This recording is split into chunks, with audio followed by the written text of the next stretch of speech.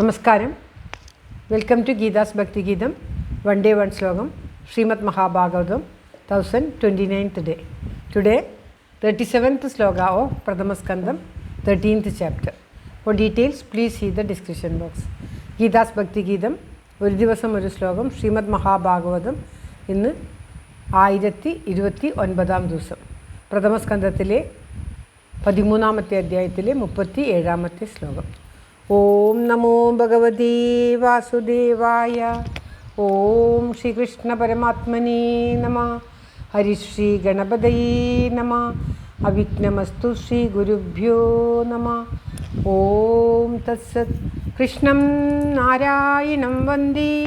കൃഷ്ണം വന്ദേ വ്രജപ്രിയം. കൃഷ്ണം ദ്വൈപായനം വന്ദേ. കൃഷ്ണം വന്ദേ പൃഥാസുതം. ശ്രീപരമാനന്ദനാഥനായ അദ്വൈതദീപമായി മോക്ഷേക്ഷു വൃന്ദമന്ദാരമായി കാരുണ്യവാരിധിയായി വിഭൂദേശനാം നാരായണൻ മമ മന്ദത മാറ്റണം. ഓം തത്സത്. ശ്രീമദ് മഹാഭാഗവതം 13ാം അധ്യായത്തിലെ പ്രഥമസ്കന്ധത്തിലെ 13ാമത്തെ അധ്യായത്തിലെ 37ാമത്തെ ശ്ലോകം. അഥാ ജഗാമ ഭഗവാൻ നാരദ സഹ തുംബുരു പ്രത്യുത്തായാഭിവാദ്യാഃ സാനുജോഭ്യർച്ചയന്നിവ. ഓം തത്സത്. അഥാ ജഗാമ ഭഗവാൻ നാരദ സഹ തുംബുരു പ്രത്യുത്തായാഭിവാദ്യാഃ സാനുജോഭ്യർച്ചയന്നിവ.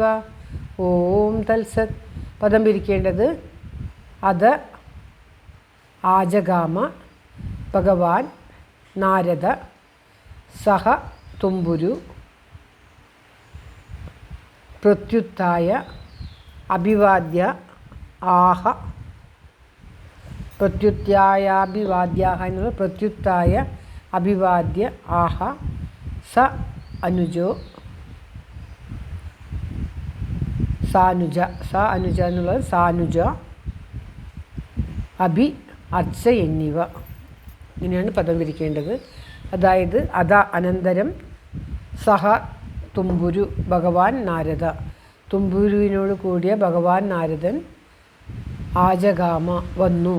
സാനുജ അനുജന്മാരോട് കൂടിയവനായിട്ട് അർച്ചയൻ ഇവ പൂജിക്കുന്നവനെന്ന പോലെ പ്രത്യുത്തായ എതിരേറ്റിട്ട് അഭിവാദ്യ വന്നിച്ചിട്ട് ആഹ പറഞ്ഞു. അതായത് ഇങ്ങനെ ധർമ്മപുത്രർ കുറേ കാലം ദുഃഖിച്ച് കഴിയുമ്പോൾ ഒരു ദിവസം നാരദ മഹർഷി അവിടെ തുമ്പുരുവോടുകൂടി എത്തിച്ചേർന്നു. അദ്ദേഹത്തെ ധർമ്മപുത്രർ പൂജിക്കുന്ന വിധത്തിൽ പറഞ്ഞുകൊണ്ട് ഇങ്ങനെ പറഞ്ഞു. സാധാരണ ഒരു മഹർഷി വന്നാൽ പൂജിക്കും, അവരെ വേണ്ട വിധത്തിൽ എതിരേറ്റ് അർഘ്യപാദ്യാദികളൊക്കെ നൽകി പൂജിക്കും. പക്ഷേ അപ്രകാരം ചെയ്യാതെ പൂജിക്കുന്ന വിധത്തിൽ ഇപ്രകാരം സംസാരിച്ചു എന്നാണ് ഈ ശ്ലോകത്തിൽ പറയുന്നത്.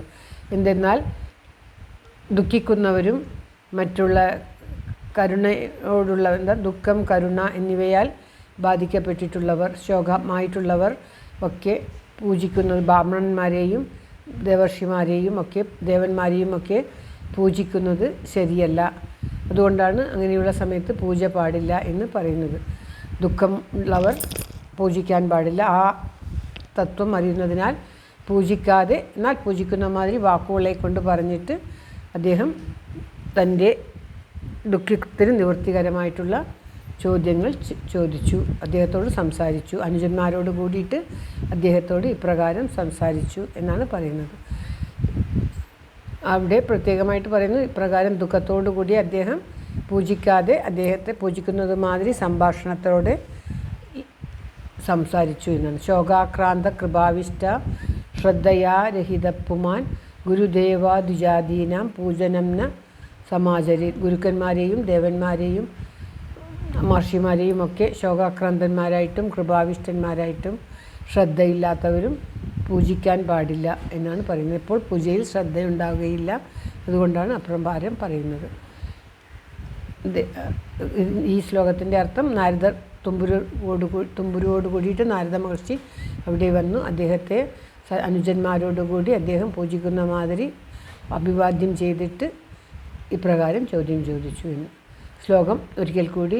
അദാജഗാമ ഭഗവാൻ നാരദ സഹ തുംബുരു പ്രത്യുത്തായാഭിവാദ്യാഃ സാനുജോഭ്യർച്ചയന്നിവ. ഓം തത്സത്. സർവത്ര ഗോവിന്ദനാമസങ്കീർത്തനം. ഗോവിന്ദ ഗോവിന്ദ. എല്ലാവരുടെയും നന്മയ്ക്കും ആയുരാരോഗ്യ സൗഖ്യത്തിനുമായി പ്രാർത്ഥിച്ചുകൊണ്ട് ശ്ലോകം ഭഗവാന്റെ തൃക്കാൽക്ക് സമർപ്പിക്കുന്നു. Geetha Rajan. Thank you for watching. All the best. Have A very very nice day. God bless you. ദൈവം അനുഗ്രഹിക്കട്ടെ. എല്ലാവർക്കും എല്ലാവിധ ആയുരാരോഗ്യ സൗഖ്യവും നന്മയും ഉണ്ടാകട്ടെ. ഓം തത്സത്.